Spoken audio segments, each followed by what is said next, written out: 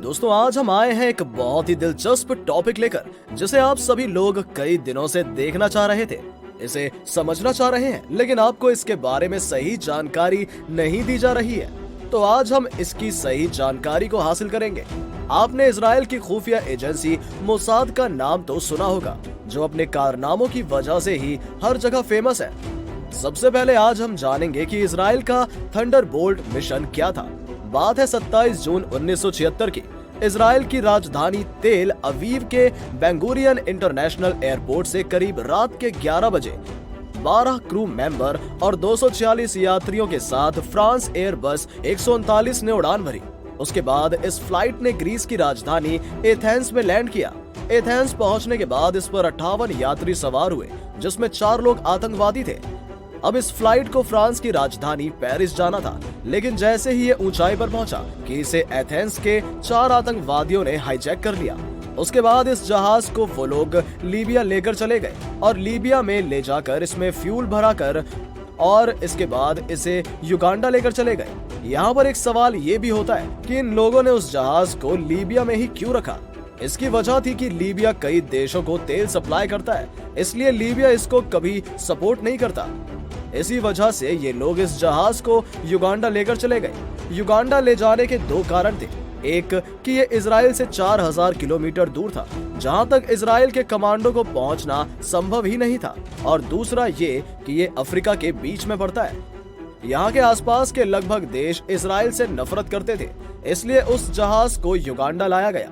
Uganda का जो सैनिक तानाशाह ईदी अमीन था, वो भी इजराइल से बदला लेना चाहता था, क्योंकि एक बार उसे इजराइल का एक फाइटर जहाज अच्छा लगा था, लेकिन जब ये उस जहाज को खरीदना चाहता था तो इजराइल ने मना कर दिया था। उसकी उस बात से इसे बहुत बुरा लगा था और तभी से उससे बदला लेना चाहता था। इसके बाद में ऐसा भी कहा जाता है कि ये आदमी के सर को काट कर फ्रिज में रखता था और उसे खाता भी था। हालांकि ऐसा अभी तक कोई साक्ष्य मिला नहीं है, लेकिन फिर भी कुछ लोग ऐसा मानते हैं। उसके बाद उस जहाज को युगांडा के एंटवे एयरपोर्ट पर उतारा गया। जैसे ही इस जहाज ने वहां लैंड किया कि ईदी अमीन तुरंत वहां पर चला गया और उसने सारे आतंकवादियों के लिए अपनी सेना भी वहां पर लगा दी।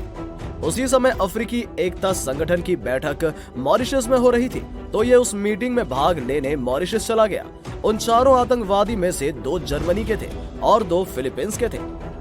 ये दोनों देश के लोग भी इजराइल से बहुत नफरत करते थे, क्योंकि जर्मनी में यहूदियों के साथ इन लोगों ने बहुत अत्याचार किया था।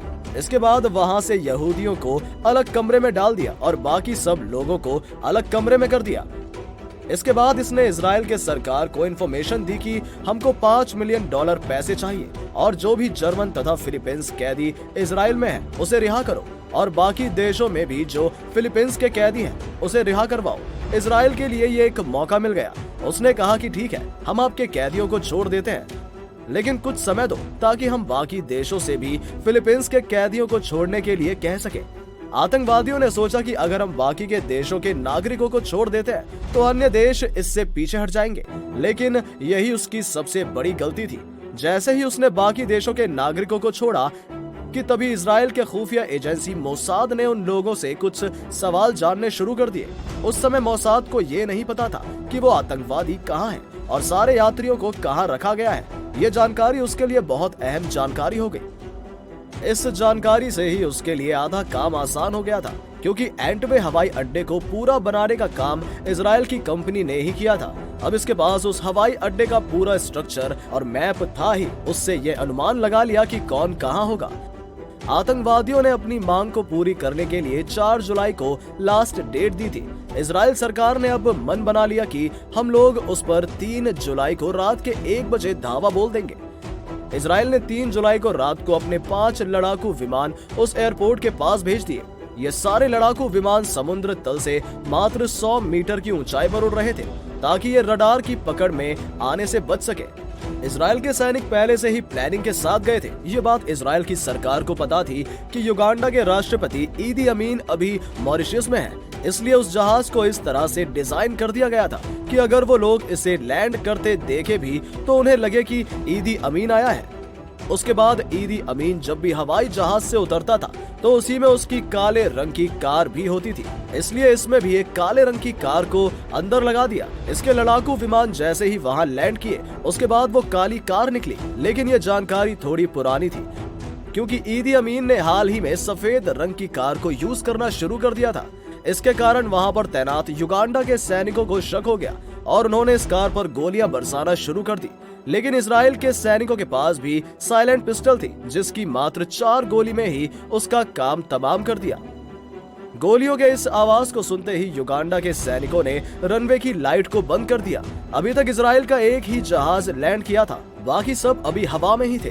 तब तक ये कार वाले सारे सैनिक अपनी अपनी पोजीशन लेकर, साथ ही ये लोग एक हैवी लाइट भी लेकर आए थे कि हो सकता है इन लोगों ने रनवे की लाइट को बंद कर रखा हो। ये लोग उसी लाइट के सहारे अपने सारे जहाज को लैंड करवा लेंगे। उसके बाद ये लोग युगांडा के सैनिकों पर लगातार गोलियां बरसाना शुरू कर देते हैं। इस तरह की हलचल को देखकर सारे यहूदी यात्री डर गए जिन्हें आतंकवादियों ने कैद कर रखा था। अब इजराइल के सैनिकों को यहाँ के सारे स्ट्रक्चर पहले से ही पता थे, इसलिए ये लोग तुरंत ही युगांडा के सैनिकों को मारते हुए उस बिल्डिंग तक पहुंच गए और यात्रियों को कोई परेशानी ना हो इसके लिए ये सारे सैनिक इजराइल के हिब्रू भाषा में उनको समझाने लगे कि हम लोग आप लोगों को छुड़ाने आए हैं, आप लोग आराम से जमीन पर लेट जाओ। इन सारे यात्रियों को ले जाने के लिए ये लोग एक एक्स्ट्रा खाली विमान अलग से लाए थे। युगांडा के सारे सैनिकों को मारकर इन इजरायली सैनिकों ने सारे यात्रियों को जहाज में बिठा दिया। तभी उनकी नजर वहां पर खड़े 11 मिग-29 पर पड़ी। इसके बाद उन्होंने उन सारे विमानों को बम से उड़ा दिया क्योंकि अगर ये विमान रह जाता तो इजराइल का वो मिशन अधूरा रह जाता। इसमें लगी मिसाइल में इतनी ताकत थी कि उन सारे सैनिकों को इजराइल जाने से पहले ही उसके विमानों के साथ खत्म कर देता। इस मिशन का नेतृत्व इजराइल के प्रधानमंत्री रहे बेंजामिन नेतन्याहू के बड़े भाई योनातन नेतन्याहू कर रहे थे। इनको एक गोली लग गई थी जिसकी वजह से आधे रास्ते में ही ये शहीद हो गए थे। अफरा तफरी के कारण इस मिशन में 3 यात्रियों की भी जान गई थी, लेकिन इजराइल की ये हिम्मत और इतनी निडरता को पूरे विश्व भर में तारीफ मिली। किसी के घर में घुसकर उसके सारे सैनिकों को मारते हुए उस चारों आतंकवादियों को भी मौत की नींद सुला दी और उसके बाद अपने यात्रियों को सुरक्षित वापस ले गए थे। मोसाद के मिशन को पूरे विश्व भर में प्रशंसा मिली। दोस्तों, इजराइल एक ऐसा देश है जहां आज तक कोई देश आक्रमण करके हरा नहीं पाया है, जबकि इजराइल अपने दुश्मनों को घर में घुसकर मारता है और अपनी इसी आक्रामकता के कारण ये अपने दुश्मनों पर भारी पड़ता है। दोस्तों, अगर आपको ये वीडियो अच्छी लगी हो तो अपने सोशल मीडिया पर जरूर शेयर करें। उम्मीद करते हैं कि आपने ये फैक्ट बाबा हिंदी चैनल अब तक सब्सक्राइब कर लिया होगा, जिससे हमारी अगली इंटरेस्टिंग वीडियोस आप तक पहुंचती रहेगी। अगर आपके पास किसी भी तरह के सुझाव हैं तो कमेंट बॉक्स में जरूर बताएं ताकि हम अगली वीडियोस को और बेहतर बना सकें। चलिए मिलते हैं एक नई वीडियो के साथ, तब तक के लिए नमस्कार।